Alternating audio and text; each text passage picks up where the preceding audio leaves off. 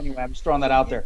So get out your popcorn, turn the lights off, get your favorite drink, and relax for what is surely to be one great at the end of the day episode that is late, and we apologize for that. Powers that may be. Benji's fault.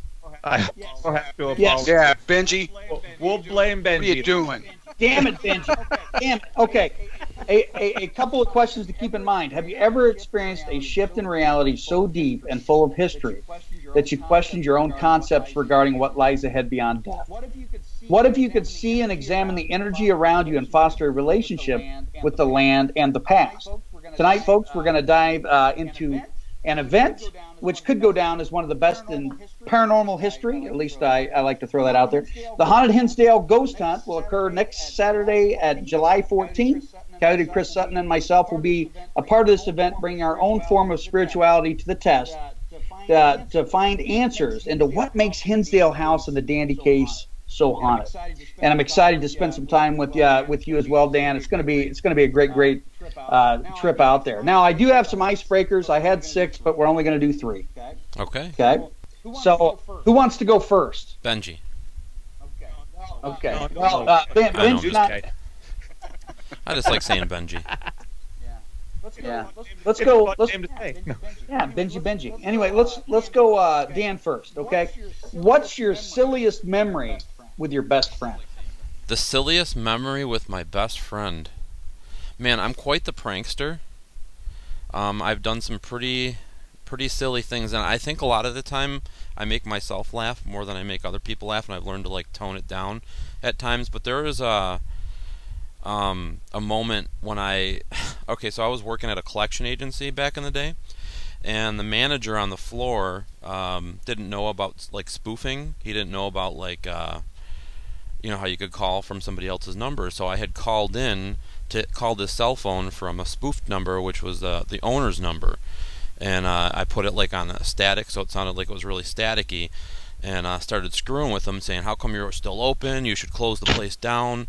You know, there's no reason, you know, to be open right now. The weather's crappy. We're losing money by having all these collectors on the floor." What, you know, just got on his ass, and he's like, "Neil, you know," and he was getting, and then he got up and he's like, "Guys," I go, "Come here, Mark," and I told him what I did, and he goes, "You're an a-hole," you know, and it was just really funny for me, I guess. Probably not for him so much, but. No, I think not. I don't think I would do something like that now, but it was funny when I was younger. Right. Now, I totally now I would believe. just watch Impractical Jokers, and that just gives me my fix because they do some really stupid stuff. Oh, that's true. Yeah. It's a good show. Yeah. It's a good show. All right, Chris. You're on the block now. What's your silliest memory with your best friend? One time, this was a long time ago. I was in my very early 20s, I think, or maybe probably about 21.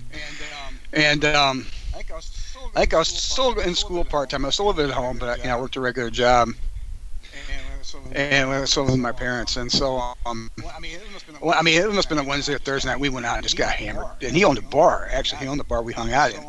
So we got real lit up. I didn't get home till 3 in the morning, something like that. And so I get up, my Christ, I can't go to work. And I don't want my mom looking at me all day because she didn't go to work and stuff like that. I want to, because she knew I wasn't sick. She knew I'd been out half the night. So I said, so I sneak and call off work. So I go back up to the bar where he worked a night shift. And so I'm sitting up there, and the daytime bartender's up there. And I thought to myself, I'm not suffering alone. So I said, Eileen's the day bartender. I said, call Jack up. Tell him the IRS is here, and they're pissed. That door flew open. He had a briefcase with him. He comes in. We all started laughing at him. He was good about it. I said, "Oh, you son of a bitch," And so we just sat there and no sodas the rest of the day until it was time to go home. But yeah, that's probably the dirtiest trick, most fun, silly thing I ever did to a friend of mine. Oh man, that's hilarious. We were just laughing about that the other day. Said, "No, you're not. Yeah, I'm not suffering alone here. You're coming up here. It's your fault. I got that drunk anyway." So. Right, Chris, you get to go first. The second round here, and this one's kind of neat here. What's a weird fact you happen to know? I know all kinds of weird facts. Define weird. I know. I know a lot of weird shit. So I saw it was explicit on there, so I know I can swear. Some of the things. So Always, all the time. I know that. See, I'm a baseball nut, so I know all kinds of crazy stuff about baseball. All right, I got a baseball question for you then. Okay. Okay. 1985 World Series. What Royal fouled off a home run and then ended up hitting a home run on the next pitch? Oh gosh. Now see, that's more modern to me. I'm a Cardinal fan, so that's probably why I don't remember. I can tell you who blew the call at first base, and that was Don Dinkinger. Game 6, yeah. Game 6, where we should have won. I don't think that was Brett. Might have been George Orta. Now that one I don't know. I don't know that. It was Darryl Motley. Darryl Motley. Darryl Motley. Oh gosh, that's obscure. That's even more obscure than. Okay, who was the Don Larson pitched the only perfect game in World Series history. Who did he strike out? Who was the last batter that batted for the Dodgers and who struck out to end it? I can't tell you. Dale Mitchell. I know. Interesting. So I know all kinds of weird stuff. Yeah. Yep. All right, Dan. What's a weird fact you happen to know? First and foremost, I'd like to just say that I love all of our women listeners out there before I give this fact out. But women, all right, women guys, there are 2% of women in the United States have a third nipple. There are 2% of the women have 3 nipples. That's pretty weird. So you may, I don't know, has anybody encountered a 3-nipple woman? 3-nippled lady? Why no. I would know nothing about something like that. No comment. Anyway. You asked. All right, Dan. I know. Last round here. What's the craziest thing that happens to be on your bucket list? The craziest thing? Well, jeez. I don't know. Like, I've done some pretty crazy stuff. I've gone skydiving. What's left on there? You know what I'd like to try that I haven't tried that's pretty crazy? That parasailing. You know, where you hook up to a parachute and you get drug along by a boat. I think that would be pretty awesome. Now, you realize that parasailing has nothing to do with the paranormal, well, he didn't say right? Paranormal bucket list. I'm just all giving right. crap. And we're talking about 3-nippled ladies and baseball so far, and now we're talking about parasailing. Yeah, but stay tuned because we're going to talk about the Hinsdale in just a little bit. Chris. I'm going to go to the side of the Wounded Knee Massacre. That's always something that's intrigued me. I would say it's on my list. I mean, I could probably just take a summer and go. I just got to be the right thing at the right time. But yeah, I don't know. It's something personal, I guess. I tell you what, man, it is an amazing trip, and I definitely recommend it, man.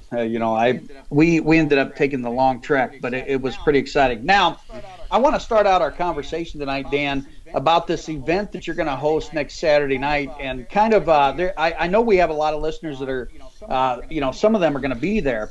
What's it like the first time that you set foot on Hinsdale, and kind of what's this process going to be like? Well, I think it's going to be different. It's different for each person depending on their level of enlightenedness. I mean, I think that you and Chris will probably be feeling it before you come, and you may already be feeling it now, knowing that you're going to be coming there. It calls out to you, and people often say it calls out to you more once you're there, and you leave telling you to come back. I think there's a process that definitely need to be grounded when you're there, and you'll just get an eerie feeling when you're driving up this mountain, this dirt road. Turn off to a dirt road in the middle of nowhere on this mountain. There's this little white house sitting in the middle of nowhere, and it's when it gets dark out, it's even cooler. Now let's go all the way back. Your first experience in the Hinsdale house, and I've listened to numerous shows that you've done, and I've had you on, What I mean, what called out to you, and what was that first experience like? Well, the first experience, I was a little freaked out, because I had gone there with no knowledge of anything about this house. It was a co-founder of the group I'm with, booked the investigation for us and told us not to research the place. And he got us there, sat us down in the living room, and had us watch the episode of a haunting, a dark forest. And then I proceeded to get upset. I mean, I'm like, are you effing kidding me? You brought us to a house with a failed exorcism, and didn't think it would be good to tell us about that before bringing us here. But then we ended up having some really, nothing negative happened to us that night, and we ended up having some pretty good spirit communication. And it was amazingly active, and made me want to come back more and more and more, because it's like, you go out and you investigate these places, and sometimes you sit there for hours and get nothing, and when you go to the Hinsdale house, something always happens. For the most part. I mean, there's been times I've been there, it's been quiet, but for the most part, we get some type of activity or some type of communication, and then it spurs to the outside of the house as well. It's all over the place, as we started diving in more and more, which is why I wanted to bring you guys up. It's gonna be extremely interesting, because I will throw out there that I have had a female spirit named Elizabeth that has showed up in the last 2 weeks. So I'm curious to get Chris's take on that as well, of whether or not this house has started to call you yet. It's not the house that's calling me. It's the land. It's the land. There's things in the woods. There's things on the ground. And that's and that's my thing. That's the last two events I've done the work outside, and I started experimenting before, but started doing some stuff that was more elaborate, and but that's me. That's my way. That's my medicine. That's my shamanism that I practice. That's it. That's what I'm attracted to and stuff. I'll get bored at events sometimes, and I'll wander outside. I did that when I did Renwick. Dan and we did Renwick with the Ghost Crier guys, and I wandered outside and got some kind of cool things going on. I wouldn't even do anything planned, and so, but again, that's just how I am. I mean, the spirit of the land is what calls me. I'm earth-driven or earthbound, that type of thing, with a type of medicine and whatnot. So, yeah, that's what's calling me, and there are things to be looked for and perhaps and that's found. why it's going to be interesting, because I've never had anybody there to dive into the land before, and we've started having, I know I've showed you both these pictures of this creature that we're getting pictures of in the forest that's starting to make its presence known more and more, and I really want to find out who or what it is and why it's there, and what we can do to happily be there with our worlds combining, because we need to figure that out. I think that's part of the puzzle pieces of this house, and why the land may be so haunted, and why the house is haunted the way it is, and maybe why spirits can't cross over from that point. So having a spiritualist there, and having somebody that studied shamanism, or spirit energies from the earth, I believe that maybe we'll be able to figure something out. And I know that the people that bought tickets are in for a good show, because it's going to be unlike something we've never done before there. We've had our paranormal investigations where we come up and do our ghost hunting equipment and talk about the history of the house, but we've never really dove in live with people there. And I know, Chris, you like to have people there, because all of that energy, like we did at Edinburgh Manor or the Farrar. I mean, everybody with their energy combined can totally help an experience. Yeah, they help it, and it also opens things up for them. And again, it's not about. I don't go to these things to preach what I do or what I follow. I just want people to have experiences with the light, and wherever your light comes from, that's what matters. But yeah, and you've been to the last two I've done, and been a great help at both times, because you've been right in there with me, and people are just like will say things like, "Man, I've never experienced anything like that before," and that's how it is. I think. I mean, it's It's some of it's very profound, I think. I just get there and I get it set up and I just bring it in, and everybody does their own thing. Everybody gets their own piece, but it's a matter of setting it up correctly. We'll be doing a circle, and we'll be drumming and singing some songs and talking to the people. And I'm starting to get some the pictures of the potential. We think maybe a Pukwudgie, which is a spirit in Native American stories. We're going to do.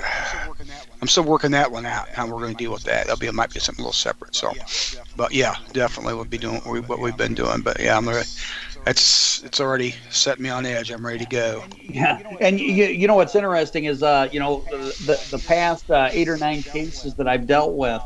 Many of them have been dark, but most of them have been interdimensional beings, and I'm really excited, Dan, to test that out, because I have that tendency sometimes to channel, these interdimensional beings. So I'm excited to be a part of that circle with Chris to see what we can both do together. Yeah, Definitely. And the spirit of Elizabeth that you're talking about has been a spirit that has come across and come up many times.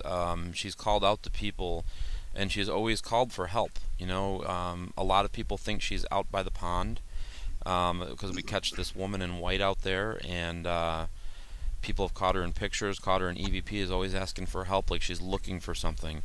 They actually associate her with a woman that was hung at the Hinsdale hanging tree, and she comes through.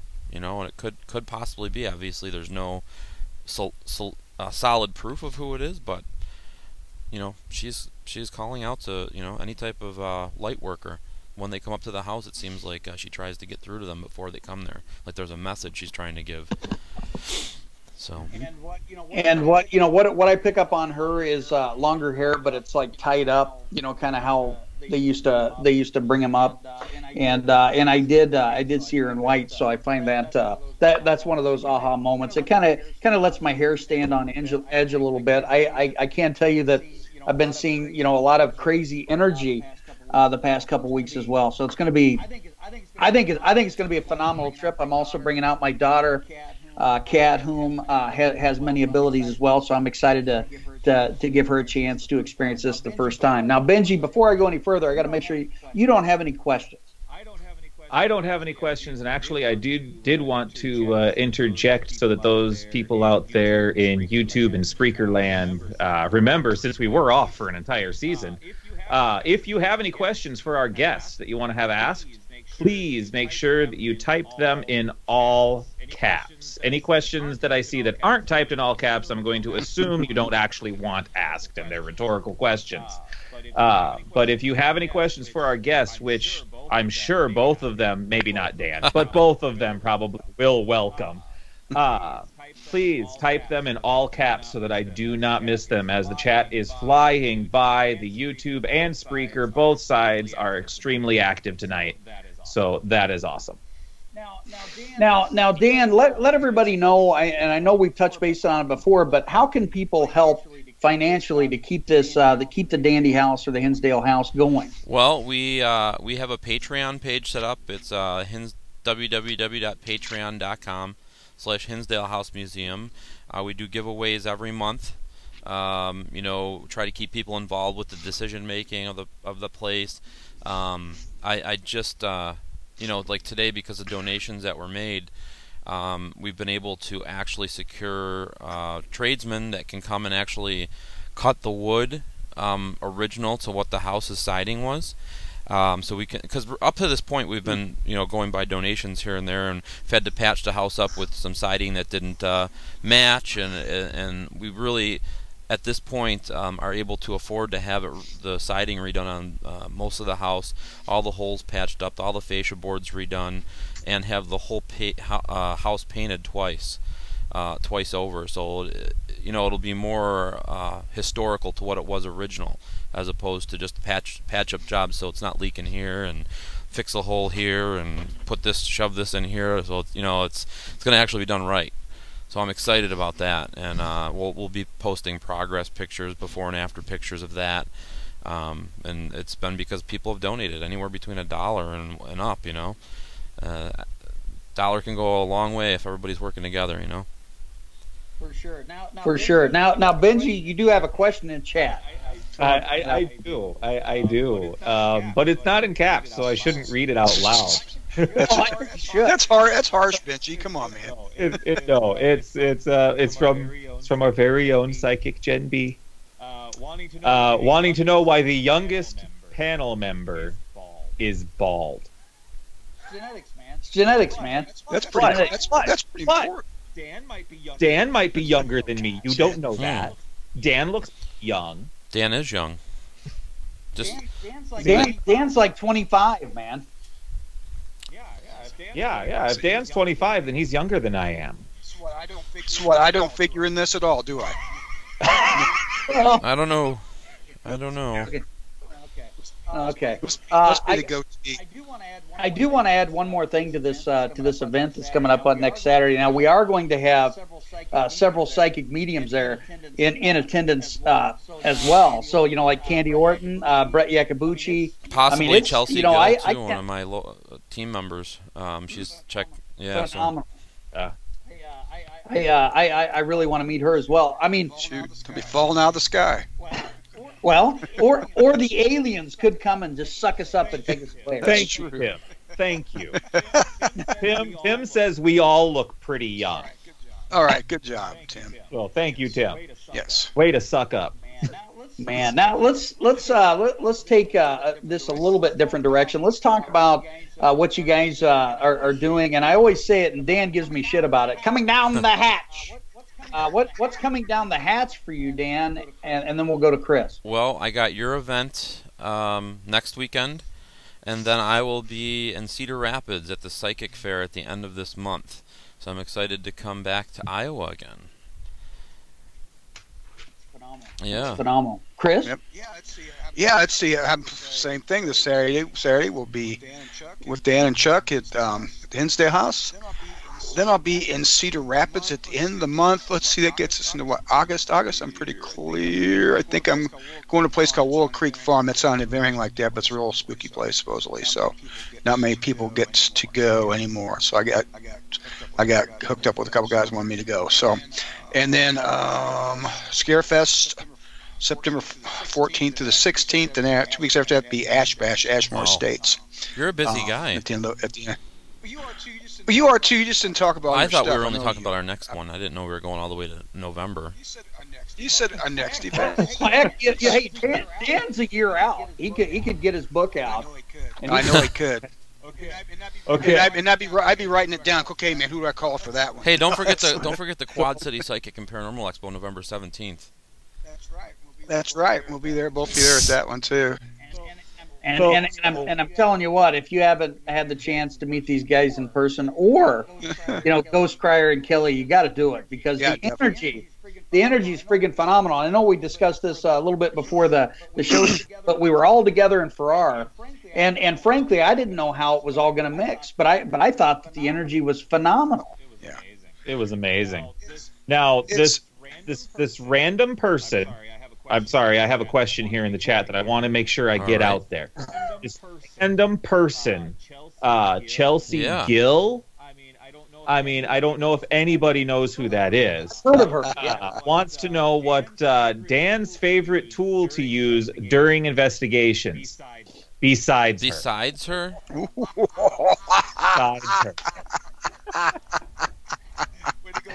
Way to go, Chelsea. Awesome. Oh, he's looking at stuff now. Well, no, he's looking at his phone. He's getting ready to block her. Yeah, I think so. No, I mean, like, really, besides for having her with me, because I always boast about having her with me on an investigation, because she can feel the energy of the location that I'm in, and save me like 12 steps of investigating an area when she can pinpoint me to the right direction. It saves on time, and it saves on being able to come up with some EVPs or something like that. But I do like a good old recorder and maybe a K2 meter, just to kind of get EMF levels of the location, just to make sure I'm not feeling something I shouldn't be feeling, because I pick up on a lot of stuff when I go too, and it's being around so many light workers, I seem to be picking up a lot of that, like more and more. I don't want to sit here and say that I'm psychic or anything like that, but I think the more that I get involved with the more that I do what I'm doing here, it's I pick up on a lot of stuff, and then it gets confirmed, like through you, Chris, or like when I'm investigating with people. I'm like, wow, I can't believe I was feeling the same thing he was feeling, but it's just kind of invigorating a little bit, you know. Yeah, you're coming along with that. I mean, I've noticed that because we've done several investigations together, and the more we work together, I see that more coming out in you. You're allowing that. I think it's always been there, but now you're letting it. Now I can trust myself a little more. And trust it, yeah. Exactly. Rosa. Sorry if I mispronounced your last is name. It Malberg. You got to say it like that. Malberg. Yeah. Rosa Neal Malberg. Has anyone brought an attachment home? Not me. Nope. Never. Not on accident. They don't want to come to my house. They all hang out in Chuck's basement. Yeah. Well, I will tell you. I will tell you. I did bring home some nasty shit. I opened up some pretty nasty doors, and I'll talk about it at the event. But yeah, it's one of those things you kind of live and you learn. And a lot of times, even if you think it's an attachment, and I think Chris will attest, even if you think it's an attachment, it quite possibly could be a test of your spirituality and your development into being a light worker and somebody that's in this business.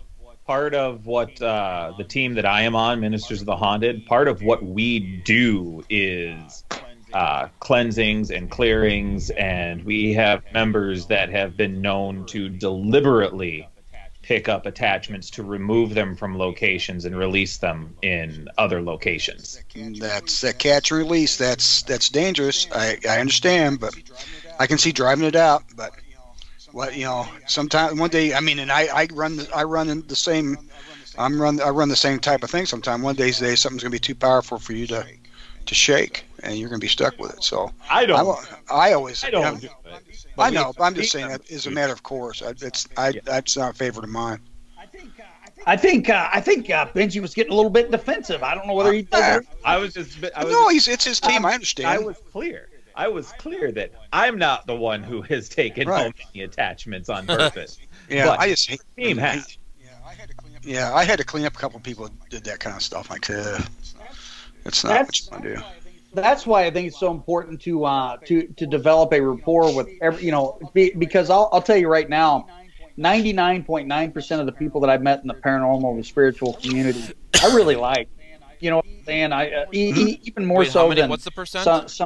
90? I'd say 99.9. No, that 0.01. Do you want to explain to us who they are and why? Yeah. You want me to tell you who that is? Okay. Let me get the names out. Sorry, I gotta play.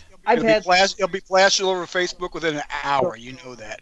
So I'll be on that. I'll be on that paranormal page. Oh, that's Paranormal Herald. Yeah, that's that book. Oh my goodness! That's a lot of people. Well, it's sad, but it's like any other division. Now, I don't feel the division that I'm seeing a lot on social media that's out there. Do you think that's just part of a game to get people to come in and watch some of these guys that are always attacking? Perhaps. I've seen outright animosity between people, but I think a lot of a lot of what happens sometimes is to pick up on something controversial that you know is going to garner a response from people. People are passionate about the paranormal, and when you say something that's objectionable or has to do with maybe religion or beliefs, I think that a lot of times you're going to garner a big response.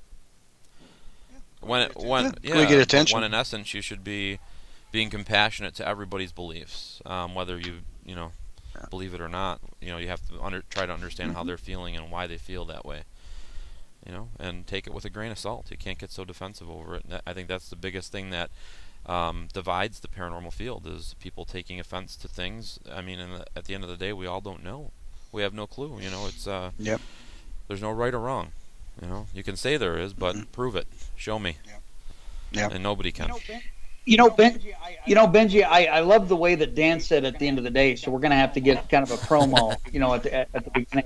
It's pretty awesome. Now, it's one of those things where I've seen it in the last 10 years in education. I've seen kind of the shift in the sociology of things, from people in general. And it just appears that everybody can have their own opinions and ideas as long as you believe mine. That's the biggest issue. It's the closed-mindedness, and people have to get back to the point where we got into this because we had a calling, number one, but number two, because we want to know what happens after we die. That's kind of what the paranormal and spirituality is all about. You know what I'm saying? And people have to check themselves in that ratio, because if I'm not willing to share everything that happens in this basement, then I have no clue of what truly is going on. True. Yep. Chris can attest. I was a middle-aged, big high school football coach that was scared of his own shadow down there. You had your moments, man. That's true. I would message him, and I could feel him, as an empath. He's like, "Oh shit, Chuck's messaging me again at 11:30 at night. Damn you, Chuck! I got to work the next day, right?" I never said damn you.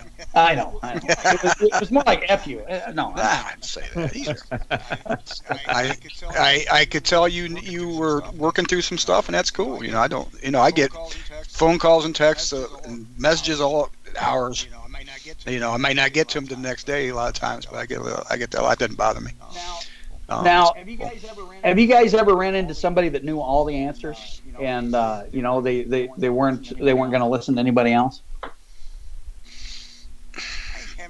I have a couple people, but I just kind of like, okay, go do your thing. That's fine with me. I don't argue with them later. Yeah, there's no sense in engaging those type of people. When you engage them, that's what then you'll have a wrath against you. I mean, it's I mean, I guess the best thing to do is just listen and agree to disagree and move on. This is pretty deep. Over in the Spreaker chat, Kelly Stefan said that we can't all be right, but we can all be wrong. Yeah. And at the end of the day, as long as it's a good ending, kind of this typical Disney ending, we're good, right? Yeah. At the end of the day, too, if it all goes terribly bad and the house burns down, well, it's the same thing. We're all wrong. It's like crazy. Now, Dan gave me some great advice. Yes, Dan Klaes. Over a year ago. And I think that this is probably a big problem as to why that you have so much conflict, or in different realms of society.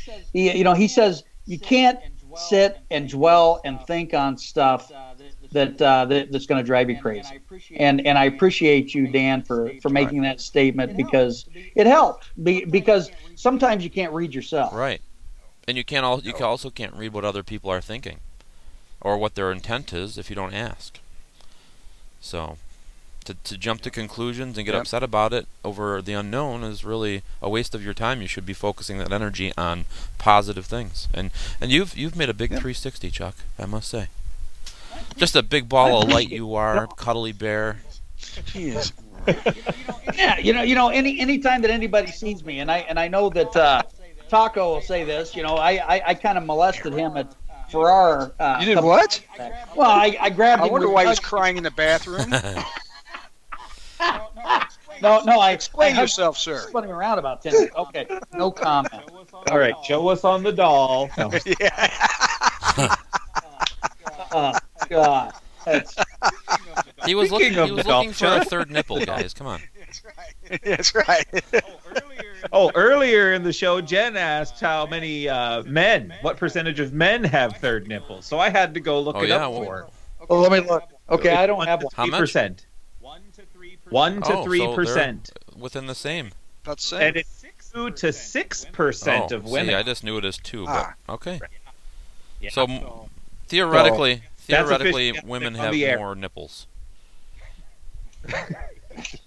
Yeah. They're Statistically speaking, women have more nipples. Okay, I'm not even going to get into the nipple talk because at the end of the day, one of my football players could see this show, and he'll be like, "Why are you talking about that?" Okay, jeez.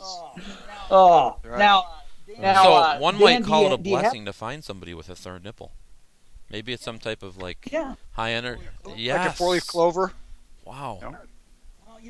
Well, my wife is a redhead, and they say that redheads are only like 3 to 5% of the population.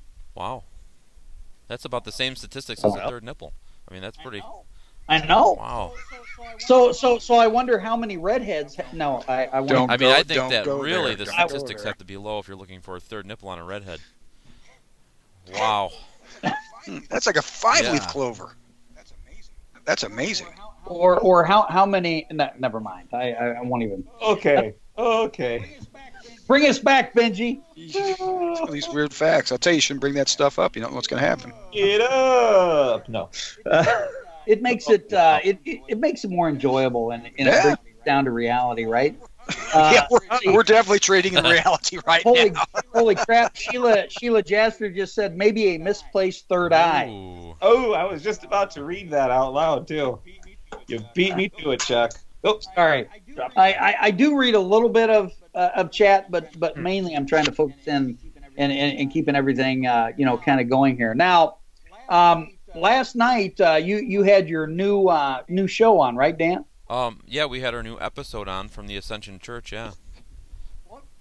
What was that place like? Well, growing up, I mean, it was a place where I went to church.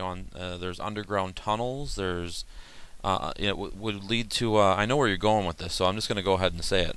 It was underground tunnels that would lead to a cafeteria where we would eat donuts on Sunday, and then during religion class on Saturday, I would sneak into those tunnels and I found some wine and tried it. So yeah, there was wine and donuts that I've eaten and tried at this church. We had a lot of fun. I know. With that I saw. So I'm just gonna come out with it. I confessed my sins on camera last night, or during the show. Yeah, you did. So you said I'm sorry, Father, for drinking wine with my donuts. Oh my goodness! No, one of these days I am going to get a subscription, and I promise I am going to catch up on that stuff because there's just a ton of great stuff. And the reason I like that portion is you feel like you're more a part of it, and it's not as glitz and glam as you would see in some of these TV stations and whatnot. Now I will say that I saw Coyote Chris Sutton in action on a show with a gal by the name of Amy. I think Amy Allen, no, right? It was Amy right? Sarah Fowler, right? Oh, okay. Well, the show you're referring to is Dead Files Revisited. I wasn't on with Amy, but I was on the show. Yes, it was aired back in 2013, I think. And I'll throw this out there. You see him, and you think, man, this guy's got to be 6'6", 240 pounds of freaking. He's just a freaking. You know what this man says to me the first time he meets me? He goes, "I thought you were bigger than this." Oh wow! I'm like, really? I'd have burned you to ash for saying that. Yeah, but Coyote did say, yeah, you look big, Chuck. Yeah. Oh, I missed this comment a little bit earlier, so I apologize for it being late because it was right before you were talking about wine and donuts, apparently. But, Rosa wants to know what scared you there. What's that, Dan? Scared you. What does she want to know? What scared you there? What scared me at the church? I'm guessing so, because it was when we were talking. I got freaked out. We were in the this church is transformed into a artisan, kind of like a flea market, but high-end items, high-quality items, and there's a lot of historical items there. And I feel like there's a lot of attachment to the items. Like we were totally drawn to like old army jackets from World War I, World War II, cool items like that, and we're getting EVPs that said war and things that would be significant to what we were finding. But we were down in the basement. We were sitting there, and they were looking at this African statue that was giving off some vibes and EMF, and then I saw this shadow figure went from one room to the other room. Like, you could see it, like, clear. The paint on the wall was white, and it was blocked out, and it went into this other room. And the hair on my arm stood up, and it freaked me out a little. You know, I've seen them before. This is like the third time I've ever actually seen one with my own eyes.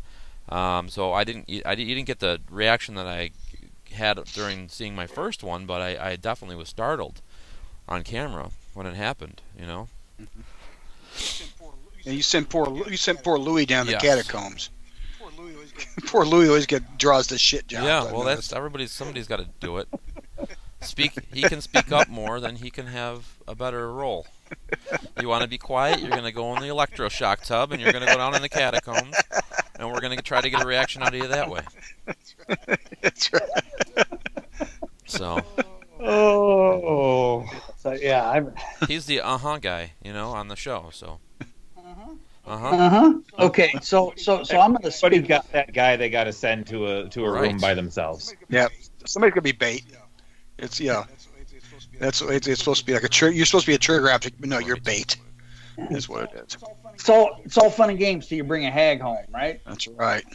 Oh my goodness. Let's go around with Chris. I'll start with you. What is the most insanely intense experience you had with spirit?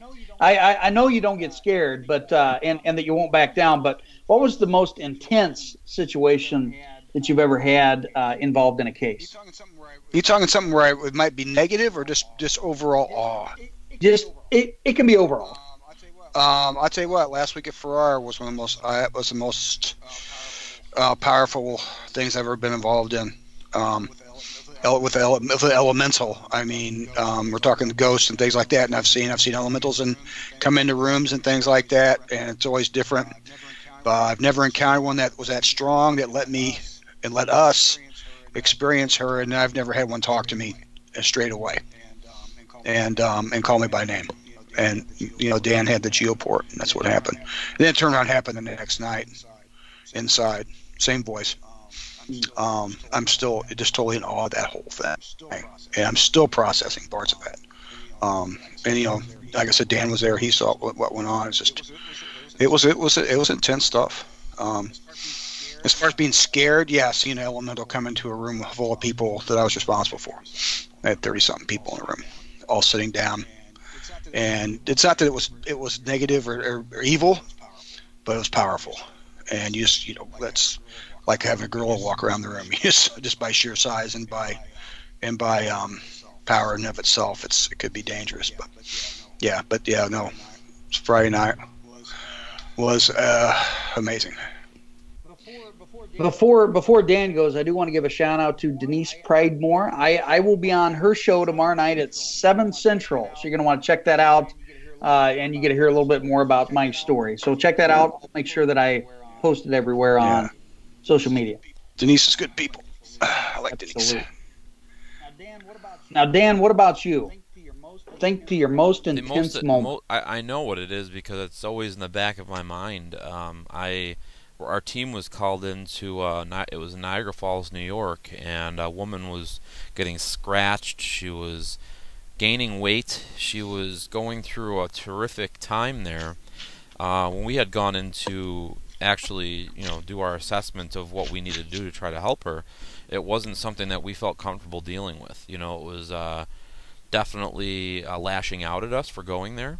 Things were happening that we had to kind of stay on a higher plane, and you know, I look at all the things that happened to our team, and you know, you could sum them up to just everyday things, but it was definitely, I felt like it was definitely lashing out, and I knew what was happening, and that's why I always just sloughed things off and said, well, you know, it's not going to bother me, you know. But during the process, we had to have an exorcism done there. A priest from the Catholic Church came, and they wanted me there. Like, I didn't really want to be there when this was happening, but I actually was brought into the house to keep an eye on the client, because she was just laying on the couch, and she was sleeping, and I just sat there and watched her. And when they started doing whatever they were doing, they had this old 17-year-old lab that just laid there. When I got there, it didn't get up, didn't walk around, didn't do it. Just old dog. This dog got up and started running around like it was a puppy barking, and then it looked like her back was arcing and like she was levitating off the couch. It was just a really crazy experience, and when this is all said and done, it looked like she lost like 20-30 pounds. Like what was ever attached to her, what was ever in her, was gone, and like she had just been on a diet for 3 months, and all that bloating was gone, like almost immediately. It was just a really intense, amazing experience to be involved with. You know, I don't know if anybody's ever been at an exorcism before, but it was crazy for me. I've not seen anything levitate. No, I don't know if she was levitating. Yeah. It looked like she was, but her art, you know, back was so arched when they were doing stuff. It was mad scary.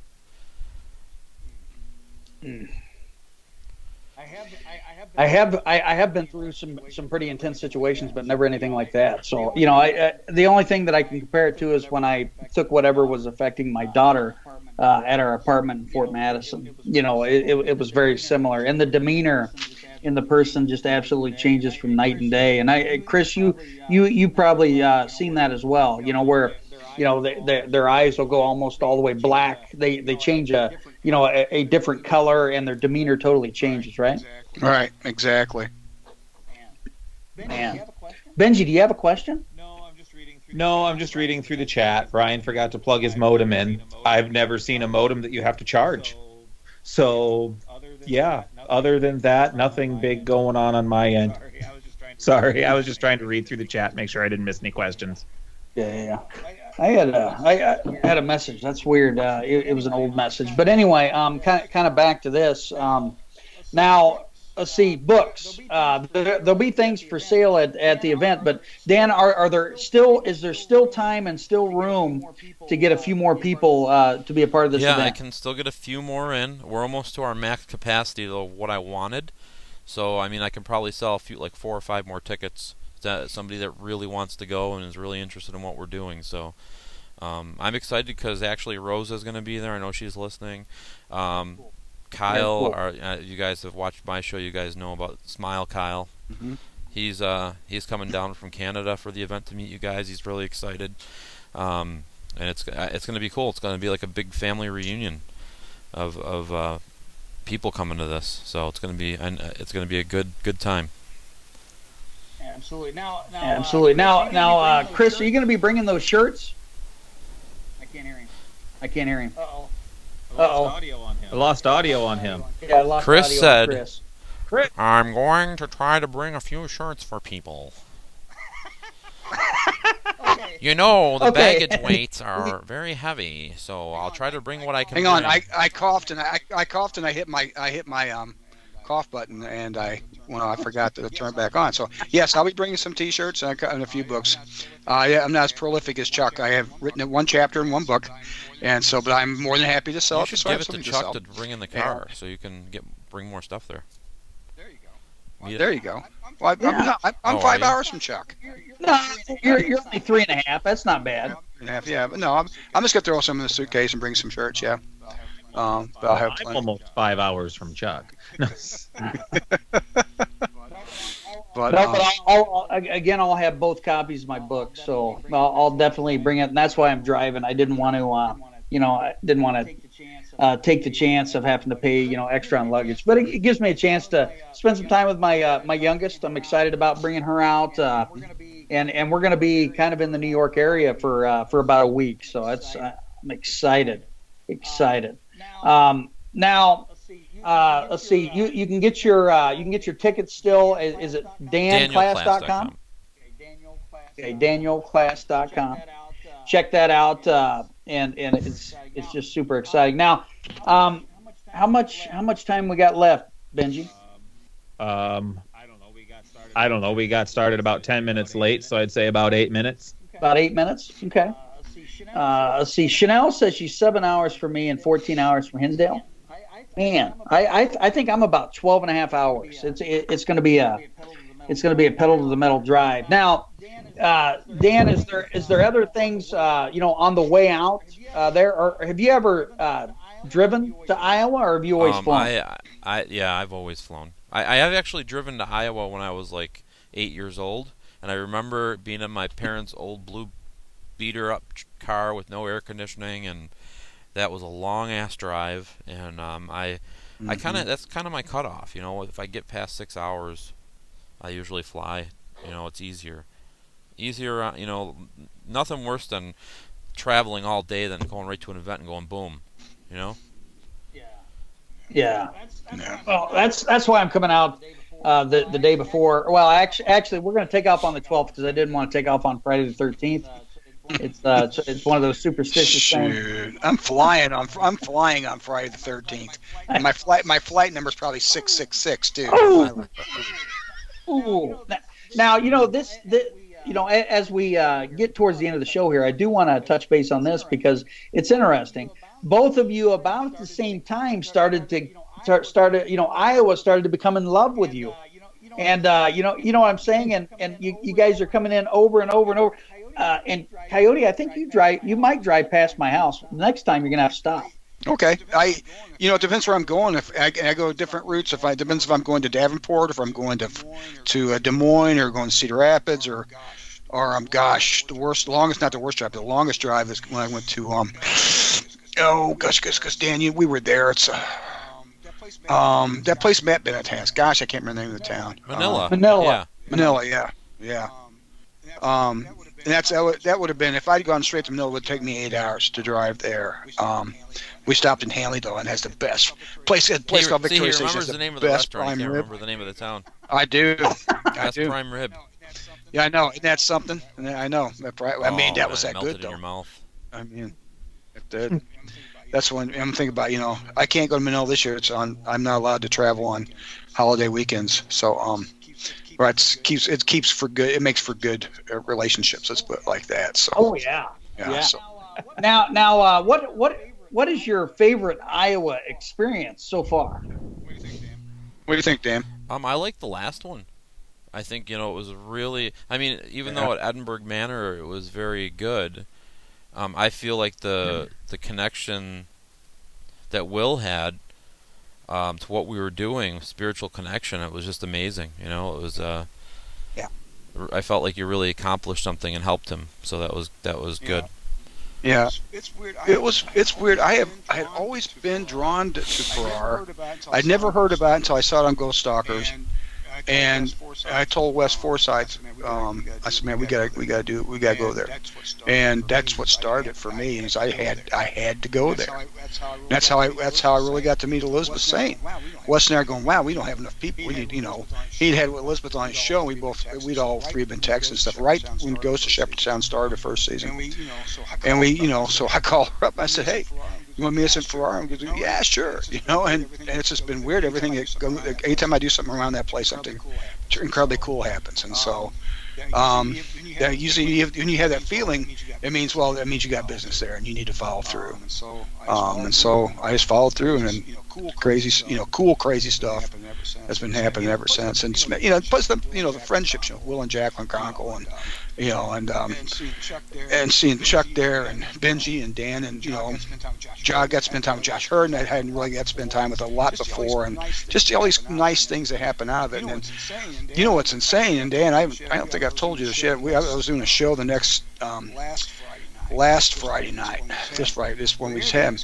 We're interviewing this guy, and his name's Richard Eastep.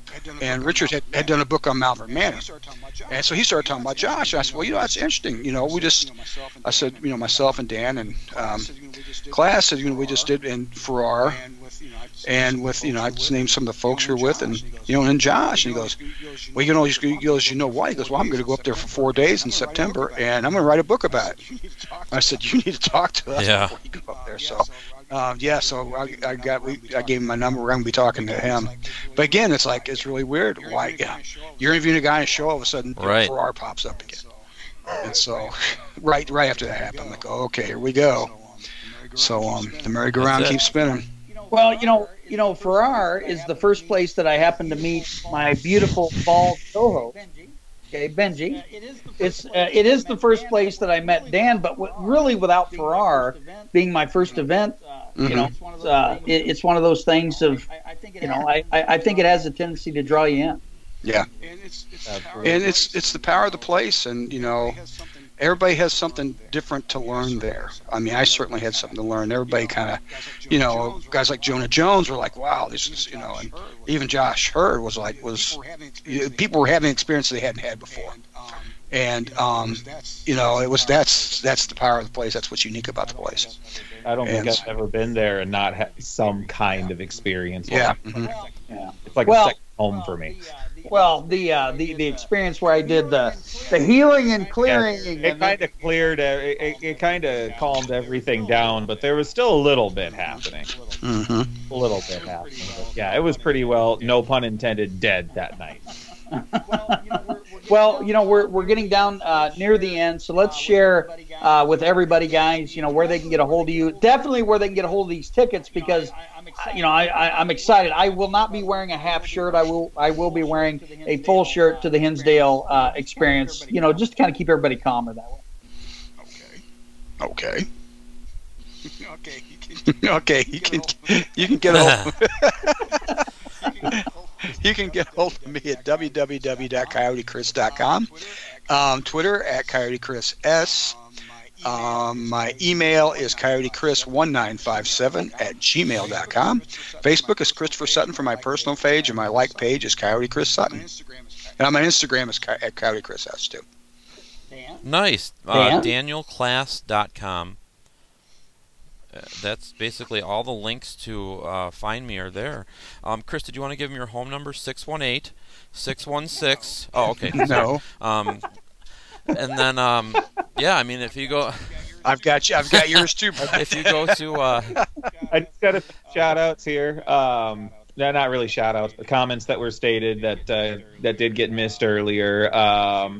Tim Schoon hopes to see Chuck and Chris in the Quad City sometime. Just throwing that out there. Be there in November. We'll be there. We'll be in Davenport in November. Dan and I will be. I don't know if Chuck's coming or not, but it really depends, because all the cool events happen to take place during football and basketball season. I keep pretty busy at that time, but I'll try. Yep. Snell wants to know what's wrong with Chuck's lights. And Chanel just needs to watch our shows, I think, on a regular basis, because they pulsate like crazy throughout the shows. Every show. It's like having your own disco ball. But it's strange, because the energy that passes through gets hot, gets cold, stuff like that. It is what it is, It is what it is. But I am looking forward to, in all seriousness, guys, to spending, that Saturday evening, or hopefully much of the day Saturday with you guys, and I mean it from the bottom of my heart. When I'm around you two, I feel like I can do no wrong. Your energy is just freaking phenomenal. Thank you. Feels good. All right, let's do shout outs, Benji, and then we'll do last word. All right, well. We'll do some shout-outs here on the YouTube side of things. Thank you, everybody, for listening. We had Chanel, we had Andrew and Tim and Brian. Bart from the EGT Project joined us. Jen, she's always a pleasure to have in the chat. Rachel Cryer joined us. Woo. Rosa, Chelsea... There's just so many of them. Luna was there with us for a while, probably still there and just hiding. Sheila joined us. Thank you for listening. And that's all the further up I can get in my list. So if I missed you, I am sorry. But I remember Angel K was there with us. Denise was with us and she had to leave. If I missed you, I apologize. It's just because I can't scroll any higher than in my chat. So Frank Gallagher. All chat was extremely active tonight. We love it when chat is active. Chuck, why don't you go ahead if you can? Can you see any speaker stuff? Or Yep. I can get the speaker side. Catherine, Sue, Lita, just kind of going through. Kelly Steppen. I want to make sure that I get them all. Shay was with us. Shay was there. Yep, absolutely. Jen B. I think she goes on both. Yep.